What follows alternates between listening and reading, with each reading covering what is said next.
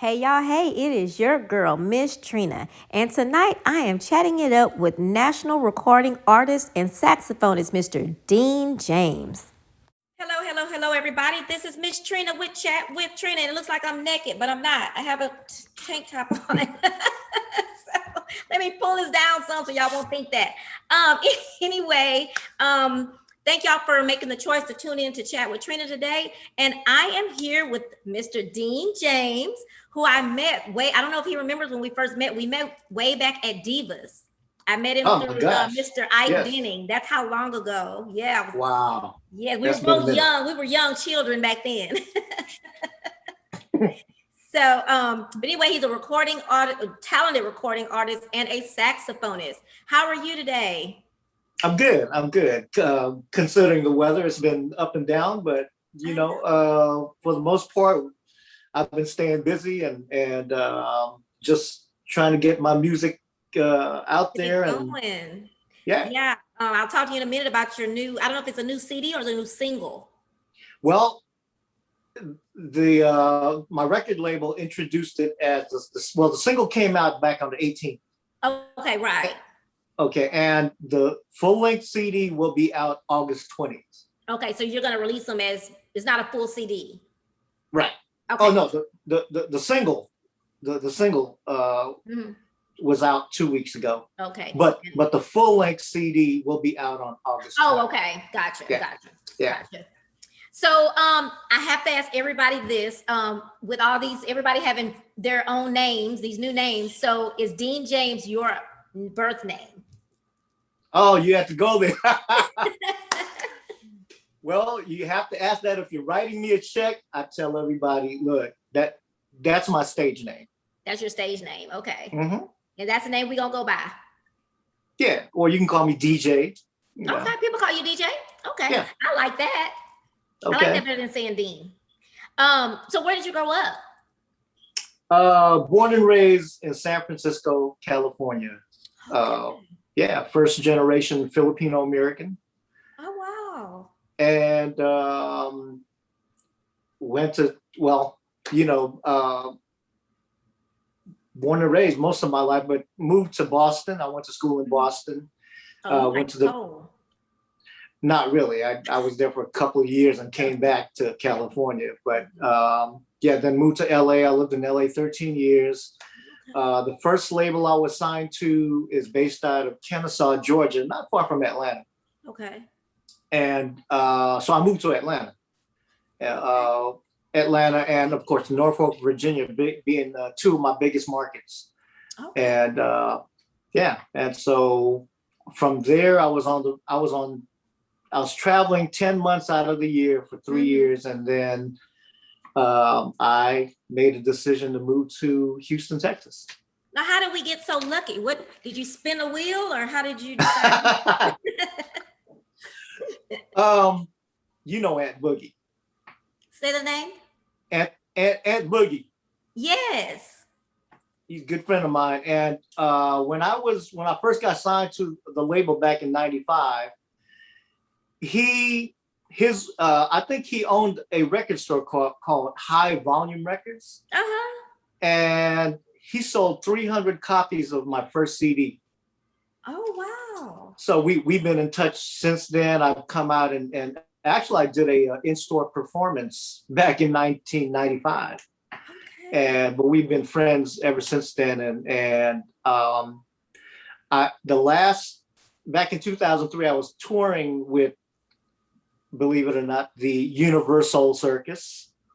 Get out of here. Yeah, I was in the orchestra. I was with the band leader, actually, he who passed away a few years back, Keith Rawls. He was the MD, and I knew him when I was traveling with Vesta, and he was MDing for Peabo Bryson.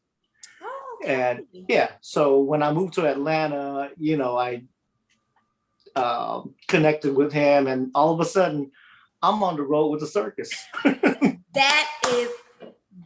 That's the best fun fact I've gotten since I've been doing this.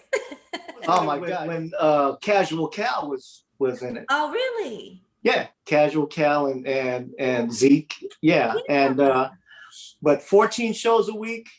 That's a lot. Yeah. Had one day off, but 14 shows a week. It was crazy. Ooh. You Was know. the money good? Yeah. Oh yeah.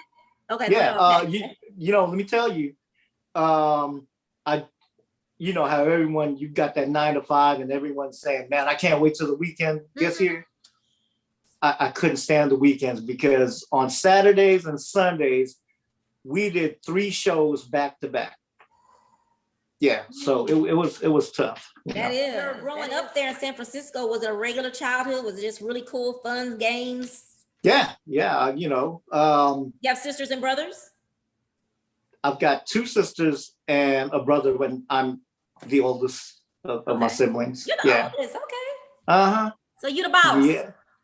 I guess, I guess, you know, but I grew up in San Francisco, and it was it was called the Filipino Ghetto, and so it was called South of Market. So you know, all the kids. And when my parents moved to California from the islands, they migrated to San Francisco. My dad was in the Air Force, of course, and my mom, she lived in the northern side of the Philippines. You know, I've never been, but you've never visited?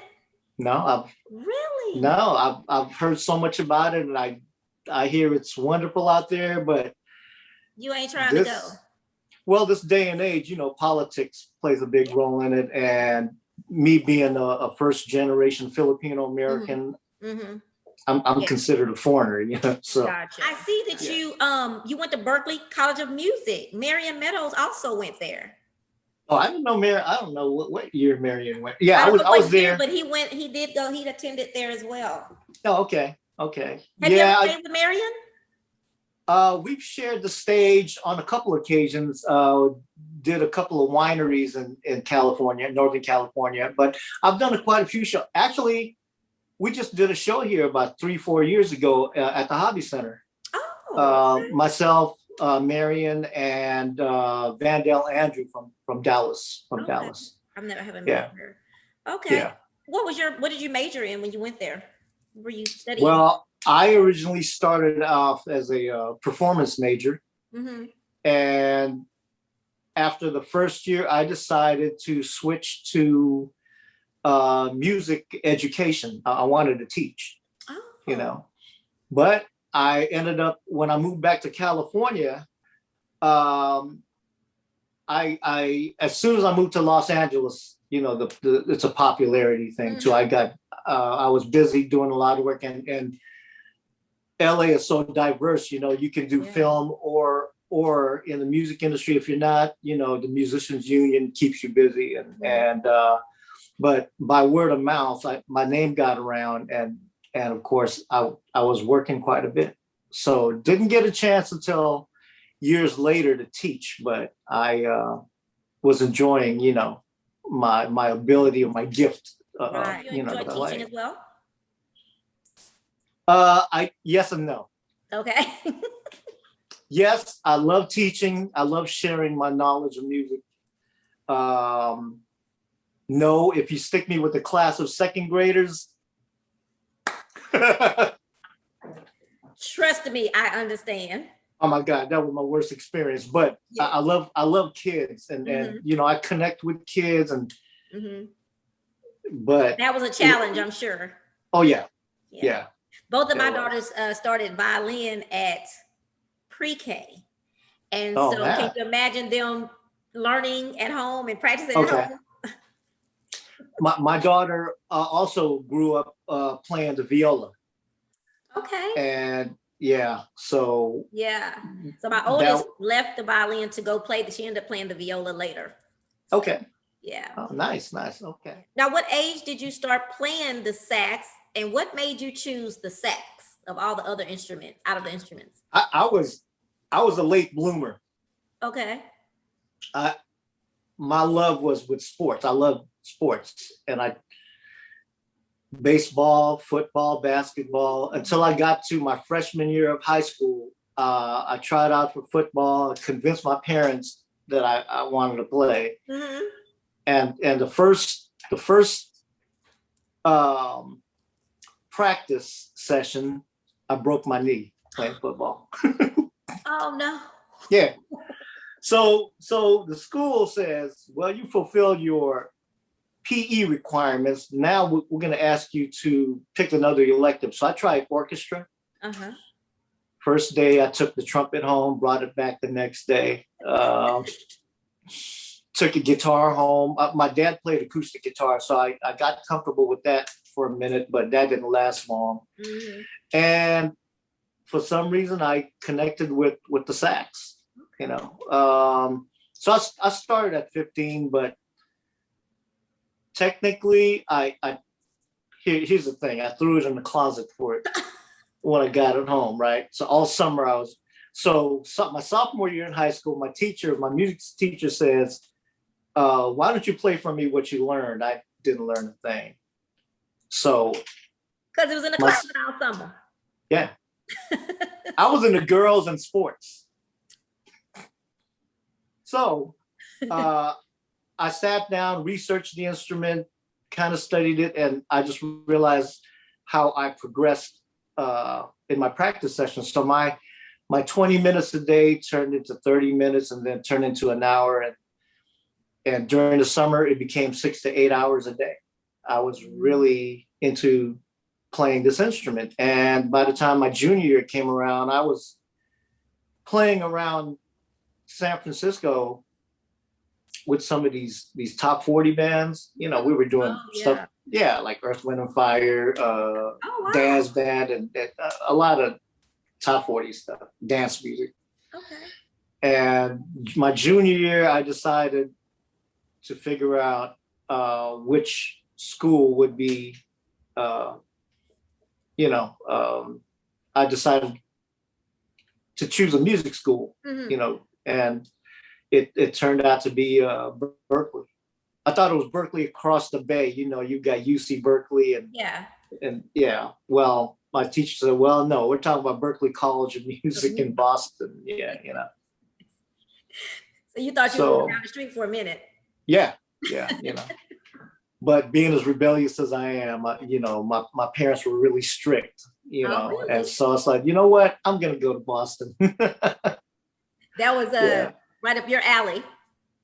Yeah, but you know what? The weather, it was too cold. I remember the first year I was there, Thanksgiving, I didn't get a chance to go home, but it was 20 below zero. Ooh. Oh, did you have, is a sax, was that considered a cool instrument?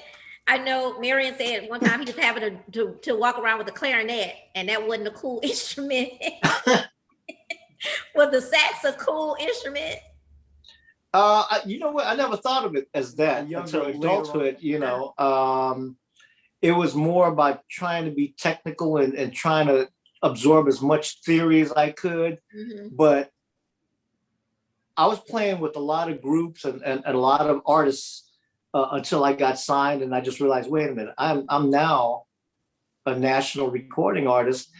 And after that, after my first few concerts outside of California, I was getting a lot of attention, and it was because of the sax, or it was like now I was getting to understand, what this instrument really gonna do for you. Yeah, probably got you in a little trouble too. I hate to say, but you know what? You're known for smooth jazz, R&B, Latin, and pop. And I believe I've heard you play it all because you mix your shows up really, really well, in my opinion. So do you have a favorite genre?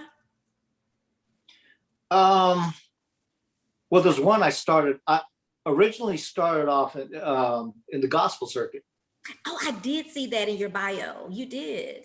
Yeah, when I lived in the Bay Area, I did a musical at this church in San Jose, and I don't know if you're familiar with Danny Bell Hall, Ordinary People. She won a I think she won a Grammy for that song, and her manager approached me after seeing me perform, and so I ended up playing behind Danny Bell for a while, and as a result of that, she had introduced me to Edwin and Walter Hawkins, Sandra Crouch, Oh yeah, I few remember Andre others. Crouch. Yeah, Leon Patillo. I At some point I was working with Daryl Coley for about 6 months, Oh wow. and yeah, You did a lot so of gospel. yeah, yeah. So I played with a lot of groups. I even recorded with wow, Ricky Grundy and Corral and there's quite a few names that just slipped my mind. But right when I moved to Los Angeles, when I connected with singer songwriter Gary Taylor, Uh-huh. and I recorded on his very first Album. project. Yeah, yeah, right, album. Yeah. Well, we from what I was talking to someone the other day about from 8 tracks to CD. I forgot that 8 tracks you could not rewind. I don't know if I'm older than you. I probably am, but No, you you're right rewind about those that.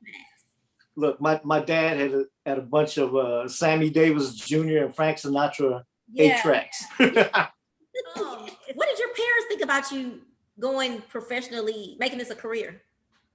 Okay, I went to private school all throughout high school. Mhm. So my parents invested all this money in me going. I was supposed to be a drafting engineer because I did well with sketching, art, freehand sketching, but they wanted me to be an engineer. A lot of my high school friends back then were engineers, or we all. I guess the computer industry was a booming industry in the 80s, and so I was the only one. I just decided, I was more serious about music than anything else, so I took that on as a career. Did they ask you why? What are you doing? Oh no, they were happy. I mean, my parents were fairly neutral. They said whatever you venture in, we're going to stand behind you. We'll support you. So they've seen you play?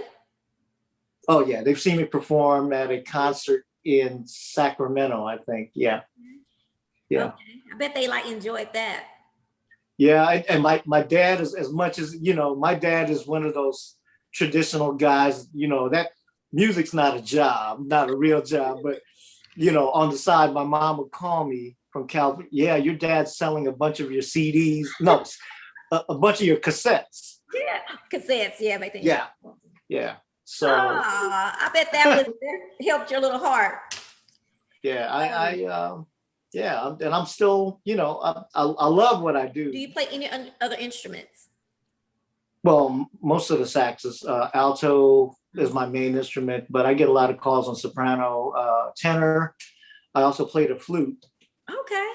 And I play the keyboards for, just writing compositions and writing music for my projects. But you wouldn't be performing on the keyboards.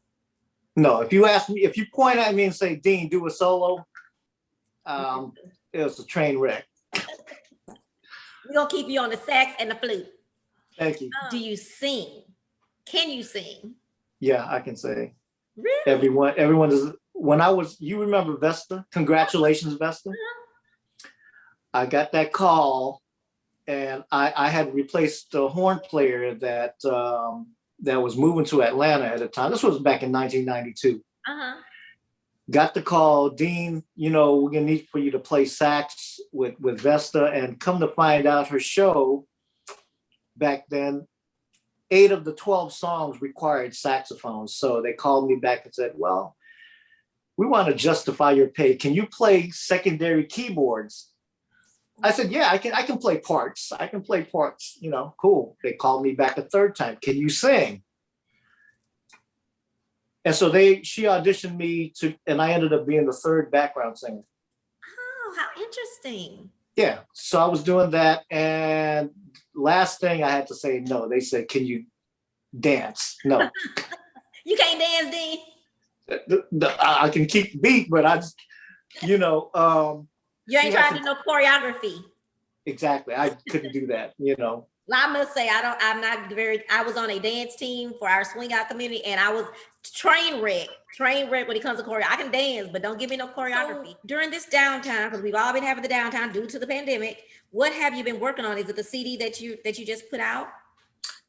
4 months ago, I finished building my studio. Okay. And yeah, so. Is that where you're at now, I assume? Yeah. Okay. Yeah, I don't have to go anywhere. So it's like, cool. This is my definition of social distancing. I don't have to go anywhere, but yeah, it's a blessing that I was able to finish the studio and finish the track. Of course, I had to fly out to Los Angeles to finish a couple tracks. I was working with Melissa Varday, who worked with Quincy and worked with Shaka Khan. But I was able to finish the project. Okay. And man, I've been talking about this project. It's called Groovy Sax. Right. And it's been in my head since 2009. Yeah. So 11 years later, it's finally done. Yeah. Are you happy with it? Yeah. That's a question. I'm a perfectionist at heart, mm-hmm. So it's kind of like once that's my other half tells me, hey, I just have a problem listening to my music after I finish it. And it's like I just can't listen to it, But let you know you're being too hard on yourself. Yeah, and I'll go back and say, I could have done it this way, that way, and I could have changed this. But for the most part, I'm happy with the turnout. During the pandemic, did you have any epiphanies or aha moments of, during that time? Because we had to sit down and kind of reflect. Yeah, well, I was reflecting. I was a Netflix junkie, but it kind of gave me, I had to sit down and set up some priorities as so far as my career, and because I'm one of the artists out there at the beginning of the pandemic. I mean, literally all my peers, along with myself, I just saw my whole entire tour schedule and calendar just shot. Yeah, it just went away, and I'm kind of trying to figure out, well, what am I going to do? And, but, God has always kept me afloat. So I'm thankful for that. And I, it was an experience and give you a different mindset. Definitely. But with the studio stuff now, it's like I didn't intend to be a sound engineer or a recording guru or anything like that, so gave you that opportunity to learn to kind of tinker with it. Oh yeah. It's amazing. It's funny. I joke around about how 20 years ago we didn't have access to cable or anything like that, and now we've got it all at our fingertips, and it's just amazing all this information we have access to. Being that you mentioned being blessed, if you don't mind me bringing this up, and the only reason I'm bringing it up is because you had surgery some time back, and I'm bringing it up, and we don't have to talk that much about it, but because someone else may be going through it currently, or someone else may go through something like that, and you mentioning how you overcame that may motivate them. What type of surgery did you have? I had a heart attack. Oh, okay. And that was during the time when the Astros had won the World Series back in 2017. It was like Game 6. I was at home, and yes, you can tell. It didn't feel right. So, well, long story short, I ended up going to ER, mm-hmm. and going through a series of tests. And next thing they're telling me is we've got to do a triple bypass. And then the morning of the surgery, mm-hmm. they said, well, we're going to have to do a quadruple bypass. Ooh. Wow. Yeah. So went through that. And I think for me, it's just a process, a slow process of healing. you know, but I'm just thankful that I'm still here, you know, Yeah. but it literally took 4 months before I was able to pick up the horn again. That was going to be my next question. How long did it take you to, be able to, get back to health of some sort? 4 months. 4 months. Okay. 4 months. Yeah. The, and it's funny you mentioned that, because there are some horn players that I know of across the country who have called me for some advice, you know, because, I mean, you go through this anxiety thing because you're trying to figure out, me too. I was just, when I tried to pick up my alto, it was so heavy. It was like, man, what am I going to do? So I sat there and thought about, man, trying to change careers, it was going to be a difficult thing. But finally got my energy back, at a certain point where I'm comfortable, but not overexerting myself. That's when I took on teaching. Okay. I decided to teach and did private instruction, and so it wouldn't be that much of wear and tear on my body, So. Do you think that we talked about how your schedule was before the pandemic, and how so many other musicians and performers, their calendar was booked. Do you think you guys have a hard time of saying, whew, let me just rest for a month? Do you think that's the biggest part of some of that for you guys? That never came to mind until when I got back on the saddle after the surgery. I took on some gigs where I had to play like 5 days straight, and it kind of took a toll on my body. Yeah. So, but before that, before the beginning of the pandemic, I was ready to, I was looking forward to going back out on the road and just, my last gig out of town was in Toledo, Ohio. And then coming home, doing a few club dates, and then all of a sudden, things started to progress with the pandemic, and just keeping an eye on it, and it finally hit, yeah. Another reason I mentioned it also, asking about the recovery, is my friend. I don't know if you know Andre Seville. Yeah. Andre had a stroke this past weekend. You know what? I didn't know that, and I saw a post. Yeah, I posted something, but I didn't say his name. But he posted a thank you on yesterday. So he had a stroke over the weekend, and then of course, my friend John Rochelle, who introduced me to live music many years, had a stroke, and he's in a nursing home now. So when those things happen, to why I wanted you to mention that, just so they can have some hope as well, that here's Andre. We have to make Andre rest. I hope he's looking. Andre, you better rest, because I'm coming beat you up.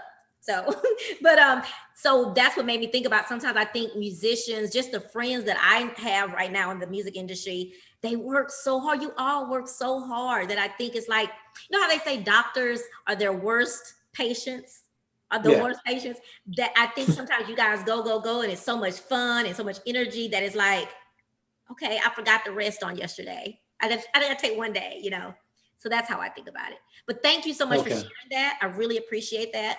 Oh, not a problem. Have anything in Houston coming up? We got to get you up to Houston. It's time to see you again. I know. Is that crazy? Actually, yes. I'm on the 23rd. I'll be back at Sugars. Oh, you at Sugars? Okay. Yeah, I'll be back there. Okay. I'm in. They keep you guys working. He really does. DA. Yeah. Daryl, he's good. And the funny thing is, he booked me like 4 months. The last 4 months of the pandemic, but when things started to filter off. But I mean, I love what, but I mean, I come from, when I first moved out here, I was performing at the Red Cat 4 nights a week for a year and a half. Thanks to and guys like Sam Pink were instrumental in getting me work, and definitely it was either that or do 14 shows a week with the circus. I couldn't do most about performing, Dean.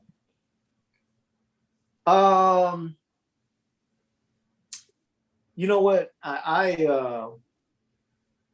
notice what, even with my health issues, whenever I perform, I mean, there's days where even my heart surgeon, my cardiologist said, you can be progressing really fast, and there's some days where it's going to take you 5, 10 steps back, and so there's some days where I feel horrible, and there's some days where I just want to get out of bed and just go. And but my music just it's just a healing factor, it just helps me, and I'm in my comfort zone.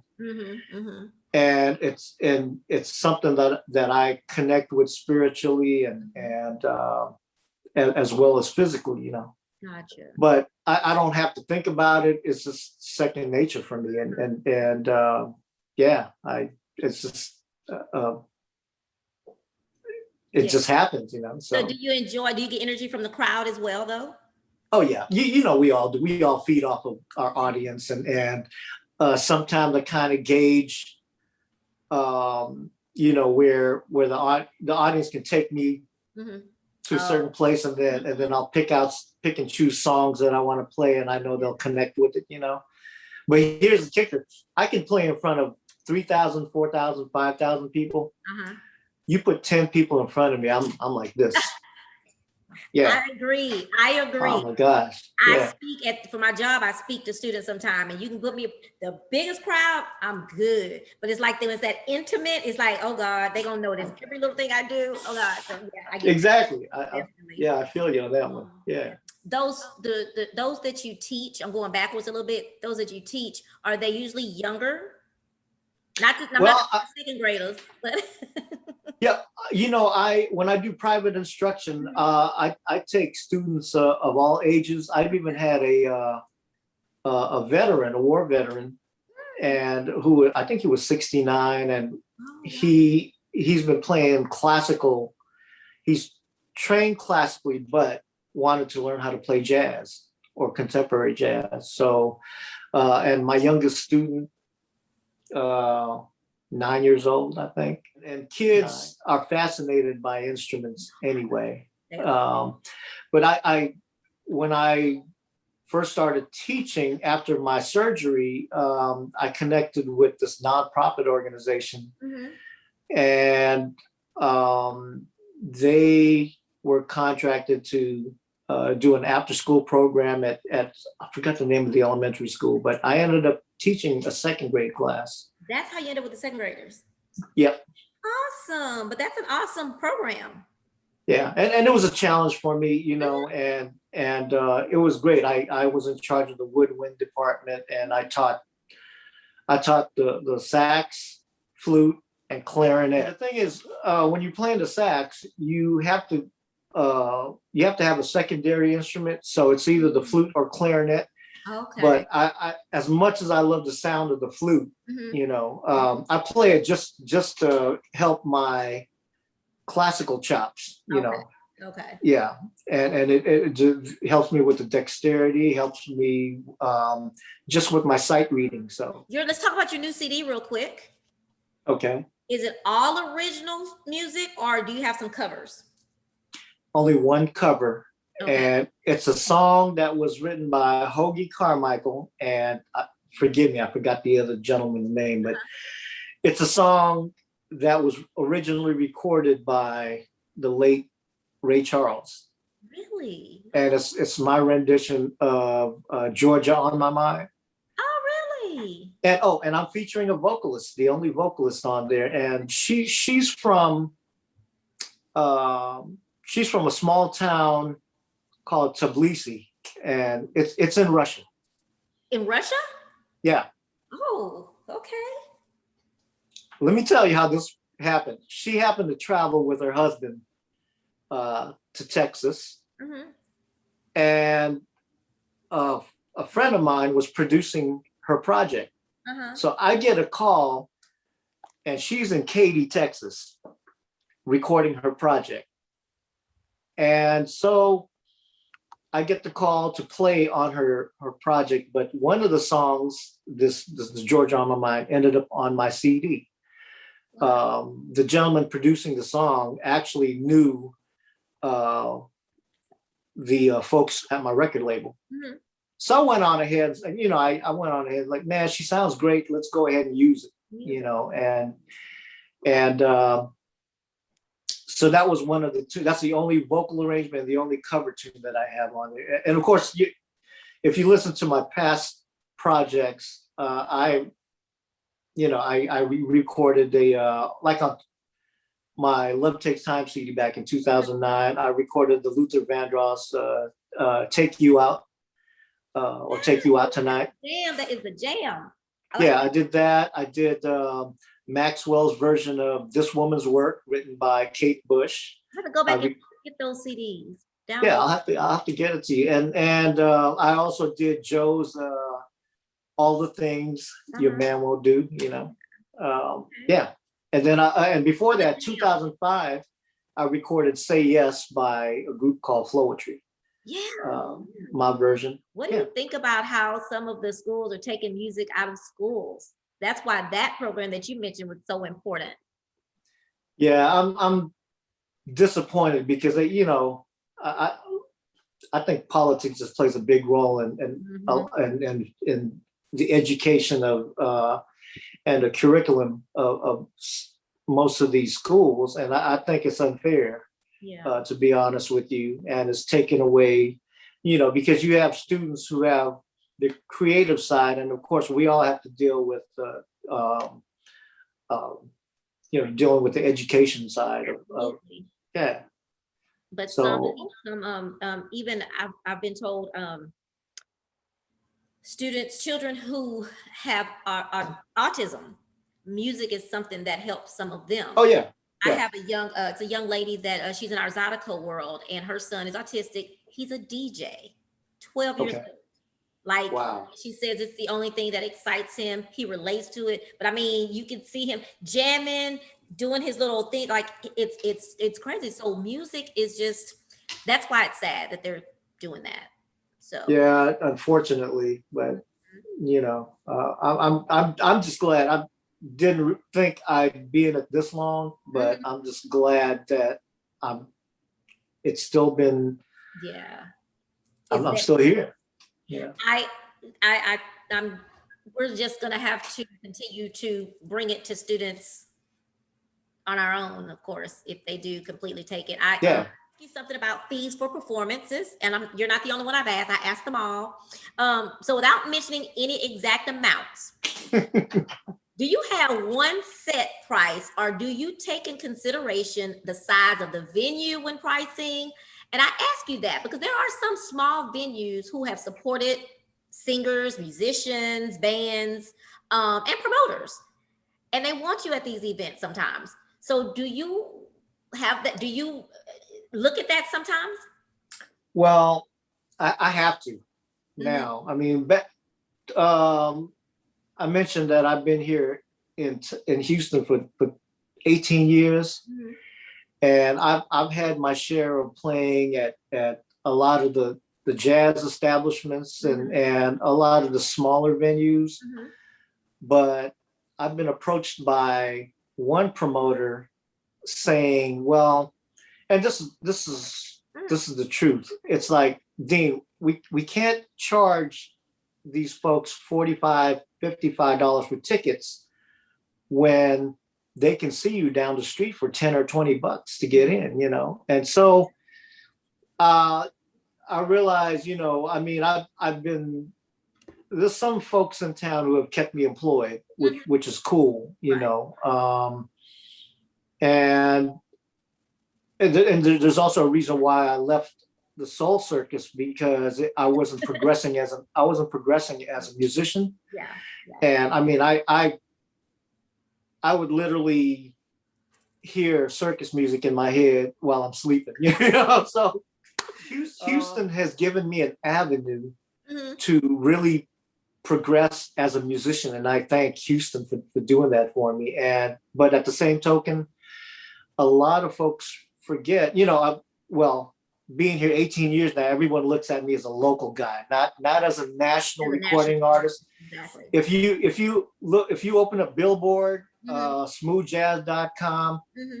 I'm on the charts. I'm on the charts too. I'm on the charts with all the guys like Gerald Albright, the Dave Causes, the Marianne Meadows, and I'm the other day I saw that. I was debuted at number 56 on the top 100 smooth jazz album chart. Yeah. Yeah. So, and a lot of folks forget, and so they still, I mean, I hate to say this, but the reason why I look at, the size of the venue, the capacity, how many sets do you want me to play? It all varies depending on. So you do take that in consideration at times. Yeah, and with booking agencies, they look at that as well. That's how they negotiate your rate. Gotcha. Okay. And I do have a rider. If anyone's interested, I have a rider that people can look at and say, "Oh, this is what he requires when he's traveling," or Okay. But it varies, and I still, musicians all together in general, I still get those calls saying, "Well, we." They asked me what my price is for like 2 hours, and I tell them this is my fee. Mm-hmm. And then when they hear that, it's kind of like, well, what do you charge for an hour? I'm probably one of those people, but not you. I haven't done that to you yet. But I get what you're saying. Yeah, and so I still get a lot of those. Yeah. And I'm being more selective with what I'm doing now because of where I'm at musically and in my career, And I understand that because you are, you've paid your dues. I get that. I just think about,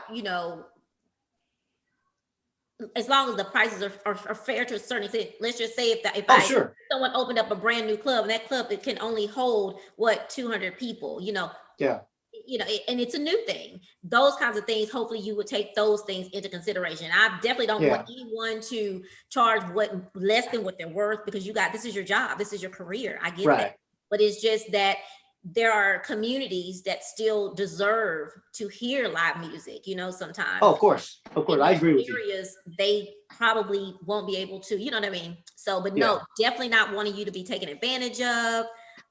None of the musicians, but I wanted to hear that there are some, you do look at those things as well. So what do you and your lovely wife do to relax and chill? You know what? Half the time we're just laughing. It's just like, I find humor in everything. So, okay. But it's like this is the foot. Yeah, I was watching. I even cry at animated movies. It's crazy, isn't it? With Disney movies, like, oh my gosh. But she caught me at the corner of her eye. I was watching the movie and I was getting ready. She reaches over and hands me a tissue. A tissue. So it's funny. Yeah,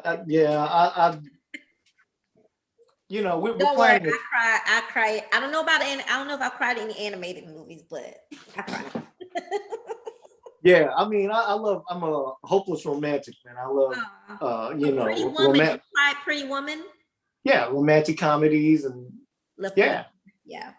I cry on that one all the time, and I pray. I pray that Richard Gere comes and climbs up my apartment. Okay. What are your plans for the next 5 to 10 years? And do you ever plan to retire? I do. I've had a lot of success with majority of the songs that I've written. Mm-hmm. And I realized, wait a minute, my income is coming from songs that I've written and not necessarily playing. And I, my main thing right now is to become more visible, since the pandemic we're coming out of it. Yeah, kind of coming out of it. But my fans, they just want to make sure I'm still there for them. But at some point, I have my own publishing company. So there's a new generation of young musicians out there who are starving and hungry and Yeah. looking for new material. Mm-hmm. So I write a lot of the smooth jazz stuff on my project. So I'll, have kind of work with them and see who needs new music and. Okay. So there will be a time that you say, okay, I'm ready to just chill and let me just write some music and let these young bucks roll. Yeah. And most of the money is in publishing anyway. So Yeah. it's Yeah. kind I've of, heard but that but guys like one of my mentors, David Sanborn, before. phenomenal alto player. Mhm. He's still out there performing. He's 74. Ooh. Yeah, so it's kind of like I don't know if my If I want body to do can all that. handle that. Yeah, because listening to David in the mid 70s Mm-hmm. and then listening to him now, it's not the same Mm-hmm. player. But yeah, it's and the thing is, I'm turning 60 Mm-hmm. in August. Yeah. Trying to weigh the Gotcha. what I'm planning on, what I should do, and but I still love playing for an audience, and it's still in my blood. So I just You'll probably end up just slowing down a lot and still every so often hitting the stage. I yeah. see that. I see that. What advice would you give to a young musician that informs you that they want to become a musician, more specifically a saxophonist or flutist? What do you call those? Do you call those reed players? Yeah, Okay. woodwind players.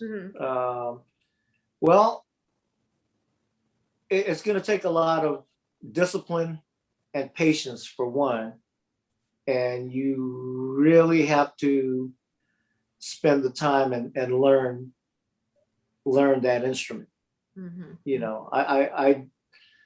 I was, when I first picked up the sax, if I knew then what I know now, I would have approached it differently. And even trying to research to find the best woodwind instructor that would be suitable for you and not just anyone.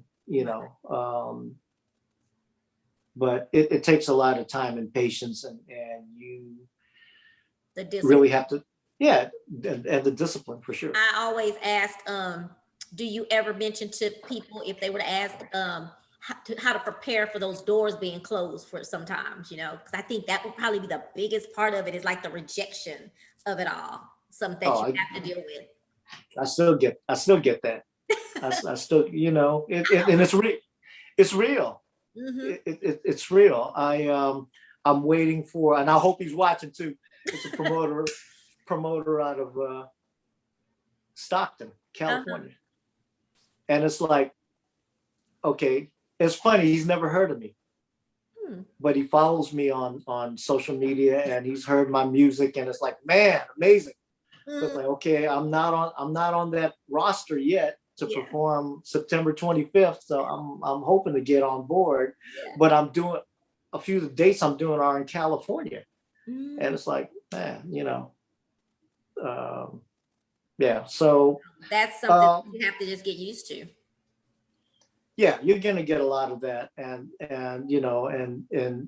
it'll come at you at all angles. I've just learned to deal with it, and you don't want to sit and, if you sit and think about it, it's just going to take you through some kind of depression, but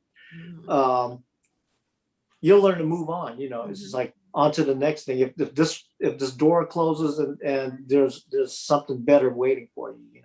Yeah. Is that on purpose that you guys have made changes to? I know music evolves, but is that the reason why jazz has changed to this more contemporary or soul jazz and those? You know what? I blame it on the industry. The industry gives it a label, and it's changing so often. Yeah. I remember when we only have a handful of smooth jazz radio stations now, and I remember when we had 95.7 The Wave here. I was a celebrity spokesperson for the smooth jazz station. Yeah. What and I remember when they changed the format, the popularity of it, and of course it if the numbers don't reflect, then they have to find another means of keeping the radio station alive. That's the good thing about internet radio, I must say. Oh yeah. I worked for a radio station called KIHY. My friend Teddy runs that station, and it's called KIHY. I Hear You Radio. That was the good thing when I worked. I was doing a talk show on there for a little while, but the wonderful thing about that is that you don't have that to deal with. You can play whatever you want to play. You know what I mean? So they actually have a jazz night on Monday nights. The DJ Vernon J. He used to be with 90.9. What is that, KTSU? Yeah. Whatever, KTSU. Okay. He used to be a DJ there, but now he's on KIHY. And on Mondays, he does jazz. On Fridays, they do Zydeco and little Southern Soul. So they're able to do. So that's the cool thing about internet radio. And I'm glad that it's becoming more popular and people are paying more attention to it. Can you tell us where you get your music from? Which everywhere from what I saw. Yeah, you know what? I want to give a shout out to Sundial Media, who does my promo and marketing. Okay. And they're based out of California. And he redesigned my website. It's deanjamesjazz.com. You can now purchase some of the product, some of my CDs and the singles on my website. But anyone can go, whoever you purchase your music from, whether it's iTunes or Spotify or any of the live streams where you Amazon, a lot of those, they can purchase my music there. You just have to type in my name and for the most part. But the links that I provide will get you directly to where you can purchase. Yeah. And the website is Dean James Music. No, Dean James Jazz. DeanJamesJazz.com is how you go to his website. He has an awesome website too. I looked at it today for a little bit. Do you have anything, any last words that you want to mention? Say anything? Gosh, I'm looking for work. Whatever that man's name is that's having an event, you need to call Dean back. But I will post. I'll post on social media some of the dates I have coming up. Perfect. And there's going to be some amazing shows coming up. But I will be traveling starting mid-August to promote the new CD. The CD drops August 20th. Okay. It's called Groovy Sax, but you can pre-order it now. I just found out today that I got all the artwork finished and all the drafts for the CD, so I'm gonna have those ready. Oh, cool! And I'll have them. Yeah. Ooh. But you gotta give me an autographed copy when I see you. Maybe I'll come to Sugars and see you on the 20th. Thank you for sharing your story. I really appreciate it. I appreciate you taking the time to chat with Trina today. I really appreciate that. Thank you so much. I can't wait to see you perform again. Cool. Guys, I want to tell you, thank you guys for joining me and Dean tonight. Dean, you're funny too. I didn't know you were funny. You made me laugh tonight a lot. I try to find humor in everything, but don't tell anybody about me crying at these animated.